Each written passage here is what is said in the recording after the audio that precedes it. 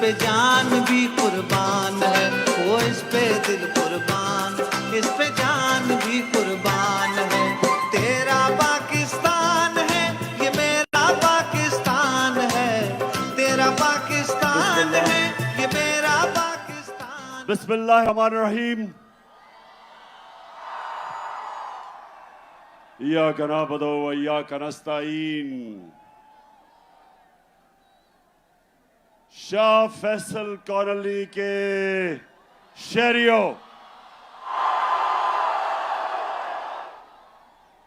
Families, इतनी तादाद में आपको खुशामदीद कहता हूं। और मेरे नौजवान, मैं इस शानदार इस्तकबाल का फिर से शुक्रिया अदा करता हूं।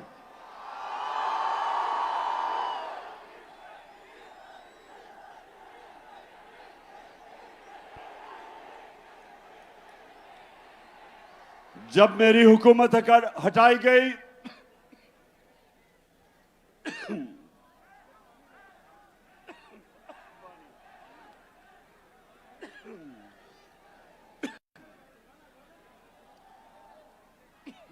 पे जान भी कुर्बान है, वो इस पे दिल कुर्बान, इस भी कुर्बान। जब एक बैरूनी साजिश के तहत मेरी हुकूमत हटाई गई, तो जो दूसरा जलसा था वो मैं कराची करने आया, क्योंकि मुझे पता था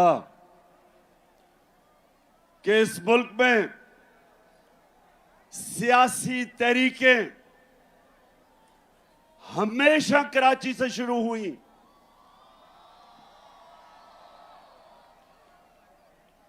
कराची के लोग शऊर रखने वाले लोग हैं, सियासत को समझने वाले लोग हैं, और इसलिए मैं आपके पास तब आया। और मुझे अभी भी याद है कि मज़ार कायद पे जिस तरह मेरी कराची की आवाम निकली और मेरी हौसला अफजाई की, मैं उसका भी आज शुक्रिया अदा करना चाहता हूं आपका। अब 2 बाई इलेक्शन है इतवार को, 2 बाय इलेक्शन हो रहे हैं इतवार को, मलीर में और कुरंगी में। तो मैं आज इधर शाह फैसल कॉलोनी में खड़े होकर सारे पाकिस्तान को कह रहा हूं, सारे मुल्क को मैं आज पैगाम दे रहा हूं कि ये इलेक्शन नहीं हो रहे, ये मुल्क का रेफरेंडम हो रहा है, ये मुल्क का फैसला होने जा रहा है। मेरे पाकिस्तानियों, एक मुल्क जो अल्लाह ने हमें एक तोहफा दिया था पाकिस्तान का, वो आज एक फैसला कुन वक्त पे खड़ा है। एक तरफ पाकिस्तान के बड़े बड़े डाकू जो 30 साल से इस मुल्क को लूट रहे हैं, चोरी करते हैं,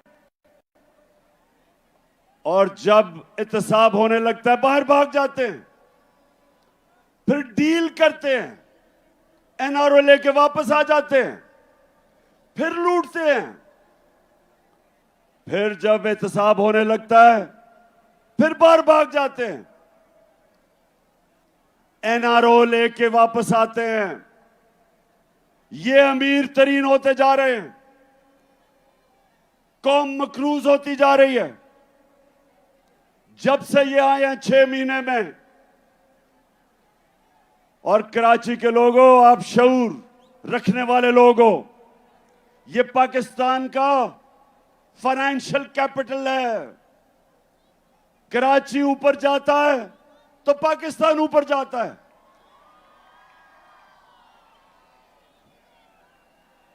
और जब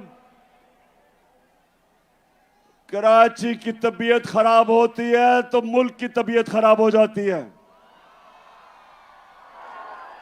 ये पाकिस्तान का फाइनेंस का इंजन है, ये आगे लेके चलता है और मुल्क आगे जाता है। तो कराची, आप सब जानते हैं कि जब से ये आए हैं चोर, एक साजिश के तहत, बैरूनी साजिश के तहत, और जब से ये मुल्क के ऊपर मुसल्लत किए गए,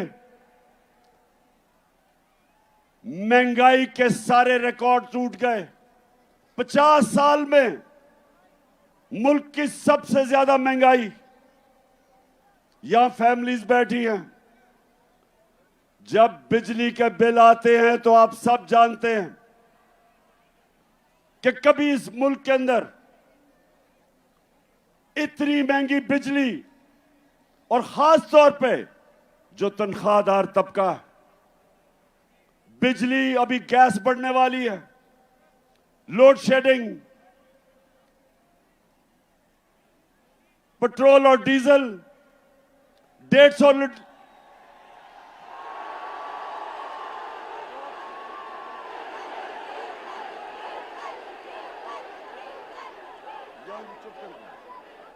जब हम छोड़ के गए थे 6 महीने पहले, तकरीबन 150 रुपए का 1 लीटर पेट्रोल और 150 रुपए का डीजल। ठीक कह रहे हो, फजलुर रहमान भी 150 रुपए का था। और उसके बाद एक एक चीज महंगी। आटा 55 रुपए किलो पे छोड़ के गए थे, आज 100 रुपए से ऊपर है। तो क्या मुल्क में क़यामत आई कि महंगाई आसमानों पे, बेरोजगारी बढ़ रही। आज मैं फिर से कहता हूं, तनख्वाहदार तबकों के लिए, उनके पास तनख्वाहें नहीं बिल देने के लिए, और जबकि कौम गरीब हो रही, कौम मुश्किल में मकरूज, रुपया 30% रुपया गिरा है। मेरे कराची के लोगों, जब रुपया 30% गिरता है डॉलर के मुकाबले में, तो आप ये समझें कि अगर आप बैंक में आपका 100 रुपया पड़ा था, उसकी सिर्फ 70 रुपया रह जाता है। और ये जिनके बाहर अरबों डॉलर बाहर पड़े हैं, इनकी दौलत में इजाफा हो जाता है, क्योंकि डॉलर ऊपर चला जाता है। ये 30% ऊपर, मुल्क 30% नीचे। तो सवाल यह है कि जिन लोगों ने इनको हमारे ऊपर मुसल्लत किया, आज सारी कौम सवाल पूछ रही है कि जो आपने साजिश करके इन चोरों को हमारे ऊपर बिठाया, तारीख, इस मुल्क की तारीख आपको नहीं भूलेगी। ये कौम आपको नहीं भूलेगी जो आपने जुल्म किया इस कौम के साथ। दुश्मन भी ना करे, दुश्मन भी वो नुकसान नहीं पहुंचा सकता था पाकिस्तान का, जो इन चोरों को हमारे ऊपर मुसल्लत करके नुकसान पहुंचाया। तो ये रेफरेंडम है, परसों जो इलेक्शन है, 8 जगह मैं इलेक्शन इसलिए लड़ा हूं कि मैं अपनी कौम को बताना चाहता हूं कि हमने फैसला करना है। क्या हमने भेड़ बकरियों की तरह इनकी गुलामी करनी है, चोरों की, या एक आजाद कौम की तरह, एक खुददार कौम की तरह अपने पैर पे खड़ा होना है, हकीकी आजादी लेनी है अपनी। क्योंकि मेरे पाकिस्तानियों, सिर्फ आजाद इंसानों की परवाज ऊपर होती है। मैं वो पाकिस्तानी हूं, अल्लाह ने मेरे से बेहतर टैलेंटेड खिलाड़ी थे क्रिकेट में, मेरे से ज्यादा पैसे वाले लोग थे जो मेरे से ज्यादा अस्पताल बना सकते थे। पॉलिटिक्स में मेरे से ऐसे लोग थे जिनकी खानदान पॉलिटिक्स में थे, मेरा तो कोई खानदान पॉलिटिक्स में नहीं था।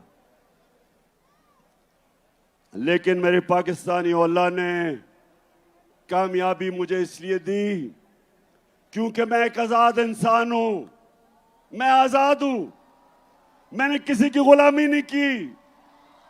मैं ला इलाहा इल्लल्लाह,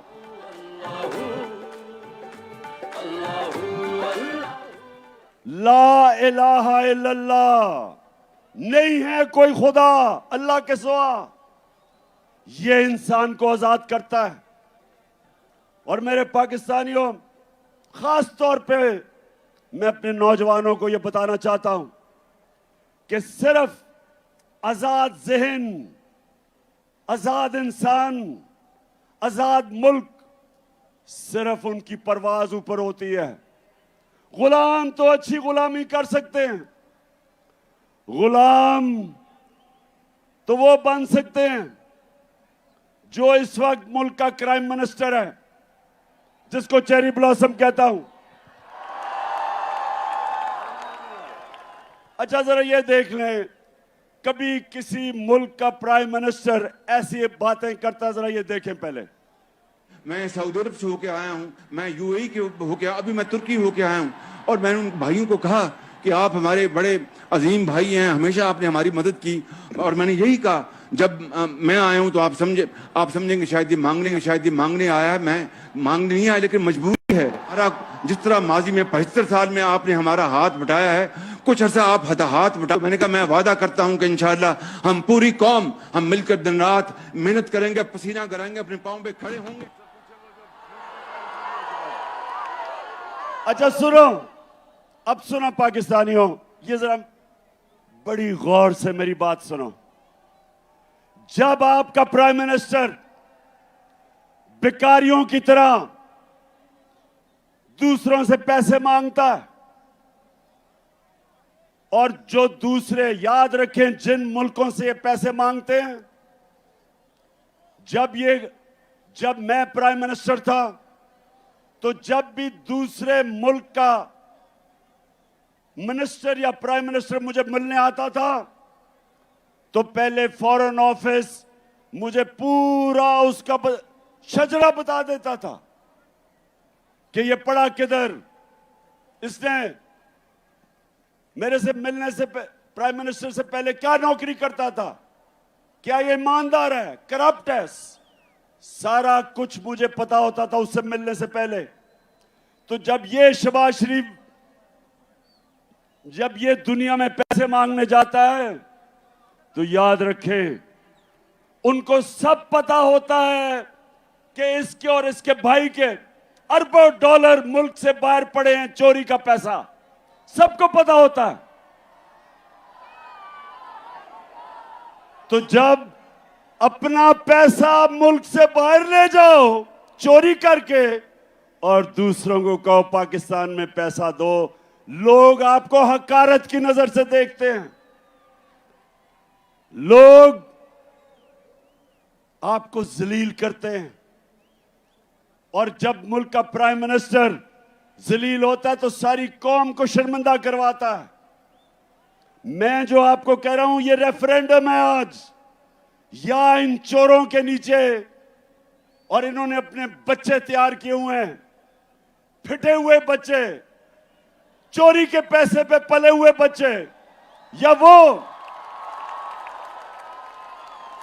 और या एक खुददार कौम जो एक अजीम नारे पे खड़ी हुई थी। अल्लाह से हमने खड़े होकर हमने वादा किया था कि अल्लाह तेरे सिवा कोई खुदा नहीं है, हम किसी के सामने नहीं झुकेंगे, हम एक खुददार कौम है।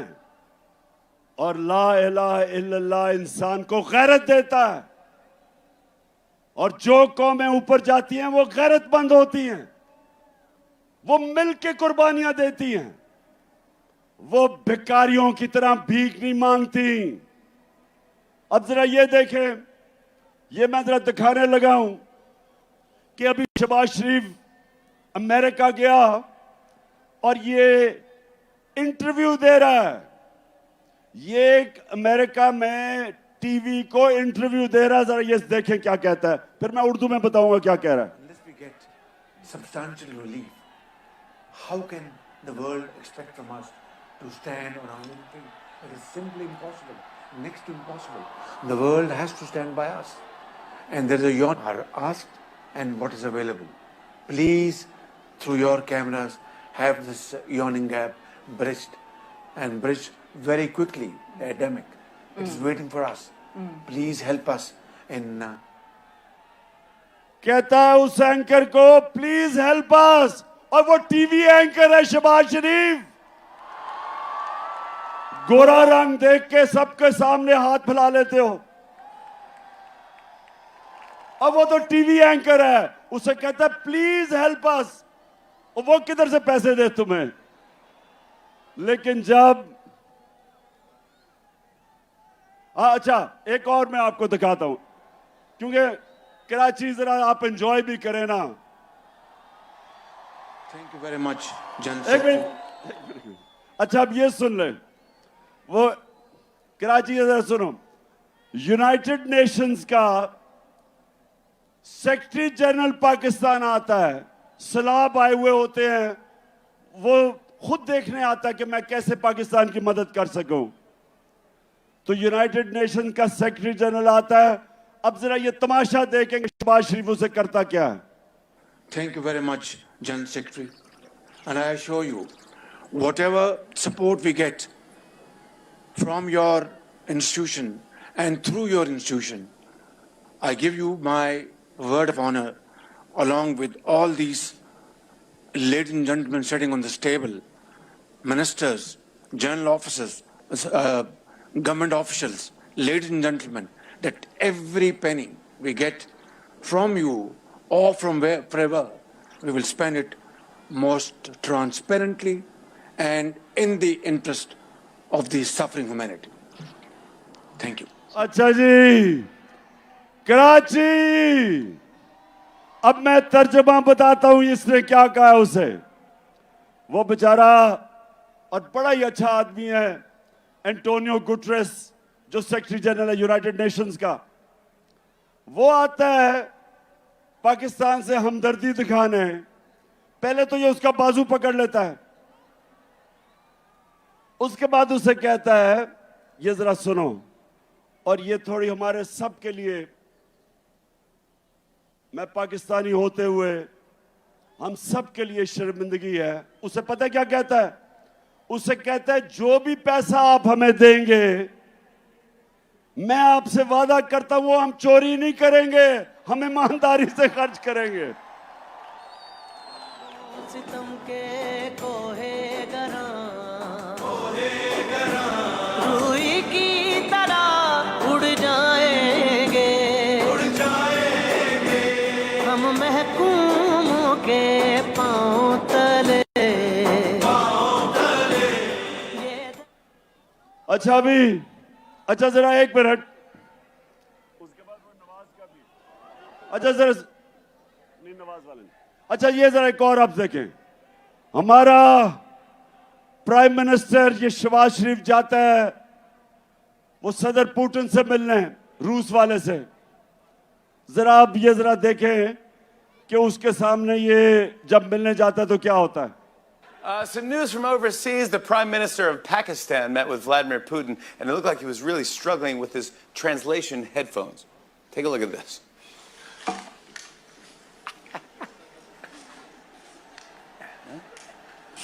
गौर से देखें, गौर से। There you go. Уважаемый господин премьер-министр,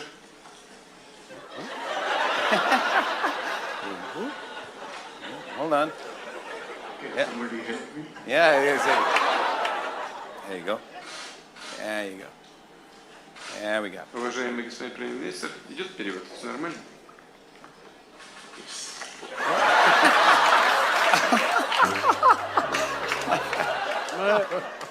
That guy is the leader of 220 million people. I just want to let you know. And then he अच्छा मैं बस अब ये क्या आप देख रहे थे? अब आपको मतलब समझ आ गया कि काम पे टांगती कैसे हैं? पुतिन के सामने ऐसे बैठा है जैसे हेडमास्टर के सामने बेचारा स्कूल का बच्चा बैठा हुआ है। और ये होता है पाकिस्तानियों, जब एक बैरून मुल्क के साजिश के तहत एक आदमी को जिसको सजा होनी थी, इसको और इसके बेटे को FIA केस के अंदर 16 अरब रुपए की जो चोरी पकड़ी गई थी, इसको सजा होनी थी, बजाय सजा होने के बचाया गया इसे और इसको ऊपर बैठा दिया। और इससे आज पाकिस्तान को उधर पहुंचाया जिधर ये खुद अमेरिका में कह रहा है कि अब हम अपने कर्जे वापस नहीं कर सकेंगे। वो जो भी इंटरव्यू दे रहा था कि हमारी मदद करो, हम अपने कर्जे वापस नहीं कर सकते, तो कौन सी क़यामत आई थी 6 महीने पहले? ये पाकिस्तान की जो हर साल शाया होती है इकोनॉमिक सर्वे ऑफ पाकिस्तान, जो इन्होंने इस हुकूमत ने शाया की। कराची गौर से सुनो, आप शऊर वाले लोग हो। इकोनॉमिक सर्वे के मुताबिक 17 साल के बाद हमारे आखिरी 2 सालों में पाकिस्तान की जो ग्रोथ रेट, मतलब कि जो हमारी माइशत तरक्की कर रही थी, वो 17 साल के बाद बेहतरीन परफॉर्मेंस थी। 5.7% और 6%। ये 17 साल के बाद हमारी इकोनॉमी बेहतरीन परफॉर्मेंस कर रही थी। वर्ल्ड बैंक के मुताबिक सारे बर्रे सगीर में सबसे ज्यादा रोजगार जिस मुल्क में था कोरोना के बाद, वो पाकिस्तान में था। World Economic Forum, World Health Organisation, the Economist, दुनिया के इदारों ने तस्लीम किया कि पाकिस्तान वो 3 मुल्कों में था जिसने सबसे बेहतरीन तरीके से कोरोना से अपने लोगों को भी बचाया, अपनी माइशत को भी बचाया, अपने गरीबों को बचाया। ये इंटरनेशनली माना कि पाकिस्तान का जो एहसास का प्रोग्राम था, जिसमें हमने अपने गरीबों को कोरोना की लॉकडाउन की तबाही से बचाया, ये दुनिया ने माना। तो मैं फिर से सवाल पूछता हूं कि ये साजिश जिन्होंने करके इन चोरों को हमारे ऊपर मुसल्लत किया था, तारीख आपको नहीं भूलेगी। ये कौम जो मुश्किलात का सामना कर रही है नहीं भूलेगी। और इंशाअल्लाह जो मैं आपसे सबसे उम्मीद रखता हूं, ये जो परसों बाय इलेक्शन आ रहे हैं, इस इलेक्शन के अंदर कौम ने रेफरेंडम करना है, बताना है कि हम इस इंपोर्टेड हुकूमत को मंजूर नहीं करते।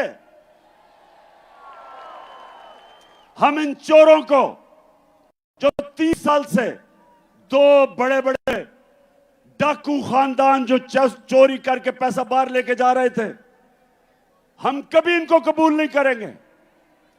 और मैं इसके साथ आज सबको बता दूं कि इंशाअल्लाह इस मुल्क की तारीख का सबसे बड़ा जो मैं मार्च करने लगा हूं, जिसकी मैं कॉल देने लगा हूं, इस मुल्क की सबसे बड़ी मुजाहरा होगा।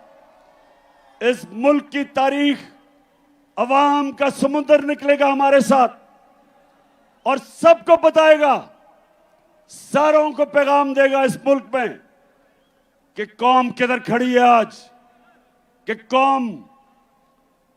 कौम इसको सियासत नहीं समझ रही, हम अपनी हकीकी आजादी की जहाद समझ रहे हैं।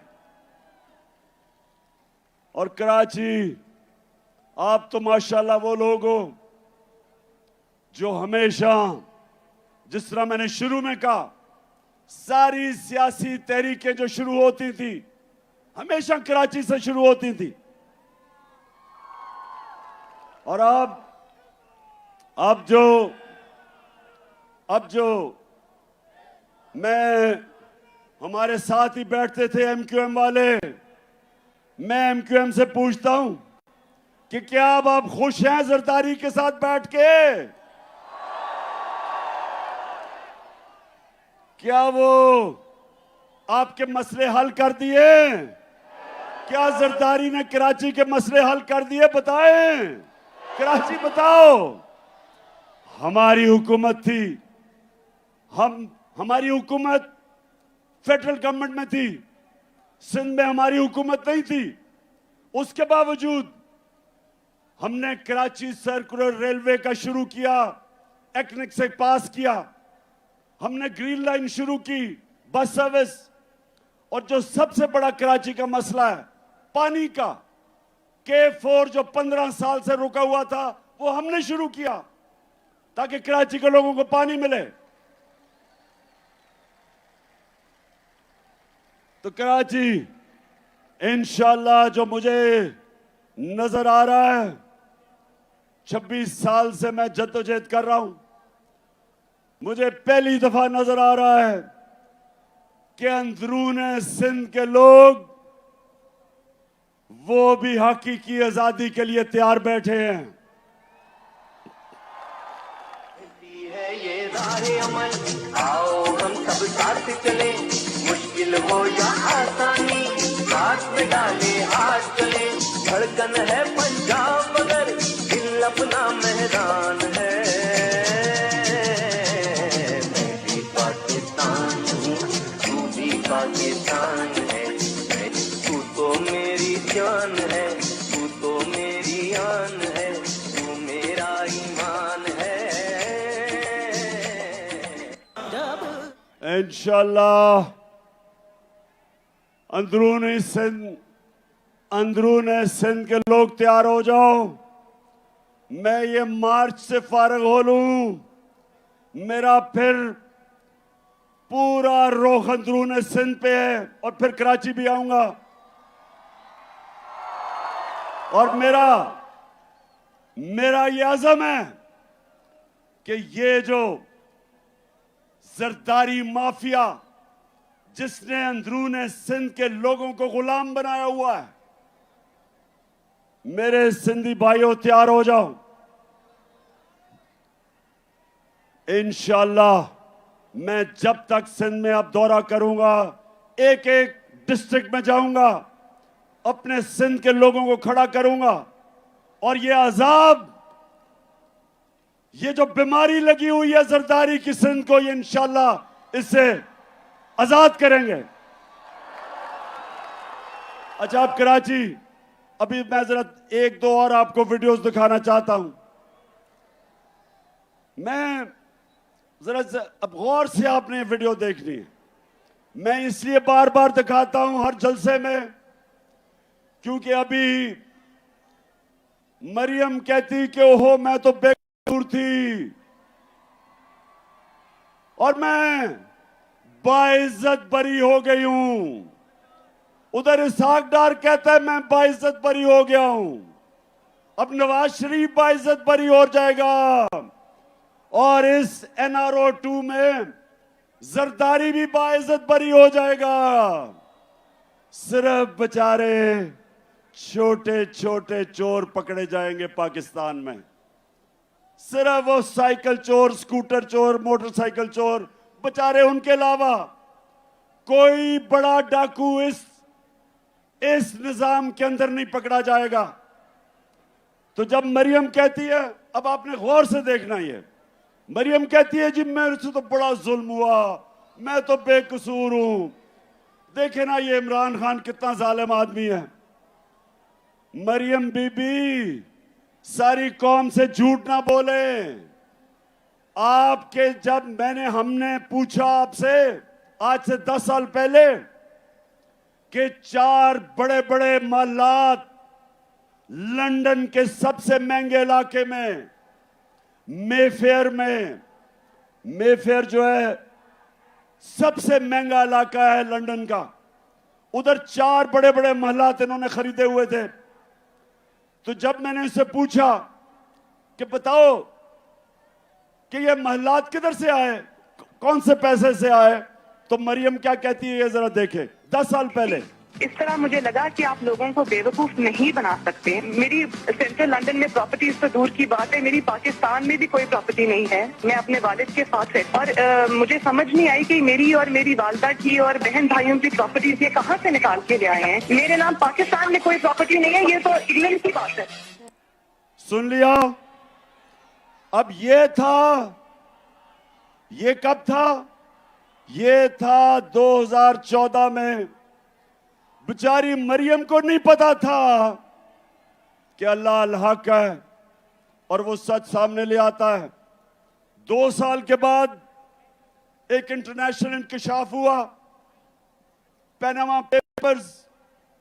पैनामा में जो इन्होंने ऑफशोर कंपनीज लेके बड़े बड़े दुनिया के वजीरों ने, प्राइम मिनिस्टर ने छुपाए हुए थे अपने असासे, उसे नहीं पता था कि वो इंकशाफ हो जाएगा और वो एकदम इनका नाम आ जाएगा कि जी मरियम के नाम पे वो 4 बड़े बड़े महलात हैं। तो पहले कहती कि लंदन तो छोड़ो, पाकिस्तान में भी कोई प्रॉपर्टी नहीं है।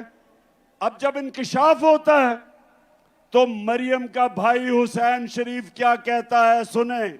मैं इस बात को तस्लीम करता हूँ कि अल्हम्दुलिल्लाह पाक लेन के ऊपर जो अपार्टमेंट्स हैं वो अल्हम्दुलिल्लाह हमारे हैं। मैं इस बात को तस्लीम करता हूँ कि उनको ऑफशोर कंपनीज नेस्कॉल लिमिटेड और नीलसन लिमिटेड जो है उनको ओन करती हैं। और मैं आपको ये भी अर्ज करता हूँ उनको होल्ड कर रही है इस वक्त मरियम नवाज शरीफ, मेरी हमशीरा जो है। ठीक है जी, ठीक है। सुन लिया सबने। कहती कोई प्रॉपर्टी नहीं है। भाई जब पकड़े गए तो उन्होंने कहा जनाब ये तो मेरी बहन मालिक है इन 4 बड़े बड़े फ्लैट्स की। तो जब ये पता चला कराची, फिर क्या हुआ? अब मरियम ने देखा कि अगर मरियम के पास तो पैसा ही नहीं था लेने के लिए, तो वो क्या कहती?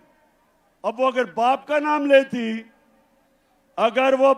नाम लेती तो बाप के पास तो खुद उसने पैसा नहीं दिखाया, इसका मतलब चोरी का पैसा था। तो मरियम को बड़ा एक जबरदस्त आइडिया आया। उसने कहा हमारा दादा बहुत पैसे वाले था, अरबोपति था हमारा दादा। अब दादे से कौन पूछेगा, वो तो दूसरी दुनिया में जा चुका था। तो ये सुने जरा मरियम क्या कहती है। हसन हुसैन के पास आज जो भी है वो एक अरबपति दादा के पोते हैं। उस अरबपति दादा के पोते हैं जो 1960s और 70s में पाकिस्तान का अमीर तरीन इंसान था। ये जो एसेट्स हैं, ये जो बिजनेस के लिए पैसा है, ये सारा दादा से डायरेक्टली बच्चों को ट्रांसफर हुआ। तो समझ गए, डायरेक्टली दादा ने बच्चों को पैसा दे दिया। दादा अरबपति था। अब कराची, अब दादा तो दुनिया में नहीं था, लेकिन वो दादा शहबाज शरीफ का बाप था। मरियम का दादा शहबाज शरीफ का बाप था। अब शहबाज शरीफ अपने बाप के मुतल्लिक क्या कह रहा है, ये सुने। मेरे खानदान को 22 खानदानों में शुमार नहीं होता था। मुझे इसके ऊपर बाइस फख्र है कि मेरे वालिद का ताल्लुक एक गरीब किसान के घराने से था, हिंदुस्तान से। वो तो कराची अल्लाह अल हक है, ये याद रखना। उसका वादा है, कि सच सामने आएगा। और अब जो मैं आप सबको आज कराची आया खास तौर पे कि मैं आप सबकी कुरंगी और मलीर खास तौर पे जिधर इलेक्शंस हैं, मैं आप सबकी ड्यूटी लगाने आया हूं। देखें, ये फैसला होने लगा आपके मुस्तकबिल का। एक तरफ ये चोर हैं जो यहां से चोरी करके पैसा बाहर मुल्क को लूटने आते हैं, एनआरओ लेते हैं और फिर बाहर चले जाते हैं। और दूसरी तरफ ये वक्त आ गया कि हम सब हक के लिए खड़े हों, अमर बिल मारूफ के लिए खड़े हों, जो शुरू में आयत पड़ी थी। अल्लाह का हुक्म है, अल्लाह का सबको हुक्म है कि अच्छाई हक के साथ खड़े हो और बुराई के खिलाफ खड़े हो। अल्लाह ने हमें किसी को इजाजत नहीं दी न्यूट्रल रहने की। उसने हमें सबको कहा कि अच्छाई के साथ खड़े हो, इन चोरों के साथ ना खड़े हो। ये इलेक्शन रेफरेंडम है और मैं अपनी सारी कौम को कह रहा हूं कि निकलना है। इसको आपने अपना इलेक्शन नहीं, एक जहाद समझनी है इन चोरों के खिलाफ। और मैं सबसे आपसे उम्मीद रखता हूं कि आपने अपनी पूरी कोशिश करनी है, क्योंकि ये इमरान खान अकेले ने ठेका नहीं लिया हुआ करप्शन के खिलाफ जंग लड़ने का, ये आपका भी है जिम्मेदारी। तू अड़ जा फिर से, तू डट जा फिर से, वो बल्ला घुमा।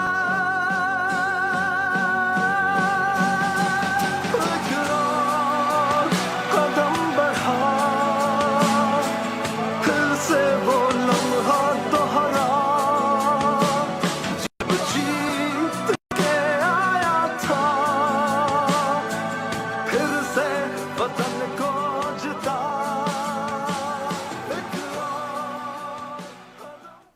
तो मेरे पाकिस्तानियों, मैं सिर्फ आखिर में आपको एक बात कहना चाहता हूं। अल्लाह ने हमें अपनी सबसे अजीम मखलूक बनाया, अशरफुल मखलूकात। फरिश्तों को हुक्म दिया कि इंसान के सामने झुको, और जब शैतान ने कहा कि मैं आग का बना हुआ हूं, ये तो मिट्टी का बना हुआ है, मैं नहीं झुकता, तो अल्लाह ने कहा कि तुम्हें भी नहीं पता कि इंसान में मैंने क्या सलाहियतें दी हैं, क्या पावर दी है। मेरे पाकिस्तानियों, अपनी सलाहियतें पहचानो, अपनी ताकत पहचानो। आपका मुस्तकबिल इन चोरों के नीचे नहीं है। आपका मुस्तकबिल इन चोरों के नीचे सिर्फ उसके सामने जिल्लत है। आपका जो अजीम मकसद, अजीम नारे पे पाकिस्तान बना था, अजीम लीडर था कायदे आजम मोहम्मद अली जिन्ना, अजीम नजरियाती लीडर इलामा इकबाल थे। हमारा वो मुल्क होना था जो आज सारी मुसलमान दुनिया के सामने हमने एक मिसाल बननी थी। हम कभी भी नहीं बन सकते अगर ये चोर हमारे ऊपर बैठे रहें, जो अपने आप को भी जलील करते हैं, जिनमें गैरत नहीं है और सारी कौम को शर्मिंदा करवाते हैं। इसलिए मैं 6 महीने सारे मुल्क में फिर रहा हूं अपनी कौम को तैयार करने के लिए कि ये बाय इलेक्शन तो परसों है। मैं आपको कॉल देने लगा हूं और आपने सबने निकलना है अपने लिए, अपने बच्चों के लिए, अपने मुल्क के मुस्तकबिल के लिए। ये एक अजीम मुल्क है, सब कुछ दिया अल्लाह ने। तो अब आखिर में सब हाथ उठा के आपने मेरे साथ हल्फ ले लेना है, सबने मेरे साथ हल्फ लेना है। मैं यहां से पढ़ूंगा, आपने बाबा से बुलंद रिपीट करना है। टीवी पे जो लोग हमें देख रहे हैं वो भी हमारे साथ शरीक हो जाएं। बिस्मिल्लाहिर्रहमानिर्रहीम। हम हल्फ उठाते हैं कि हम पाकिस्तान के आइन की हमेशा पासदारी करेंगे। हम पाकिस्तान की खुद मुख्तारी का तहफ़्फ़ुज़ करेंगे कि हम कभी भी अल्लाह के सिवा किसी के सामने नहीं झुकेंगे और हम पाकिस्तान की हकीकी आजादी के इस जिहाद में आखिर तक इमरान खान के शाना बशाना जदोजहद करेंगे और हर किस्म की कुर्बानी के लिए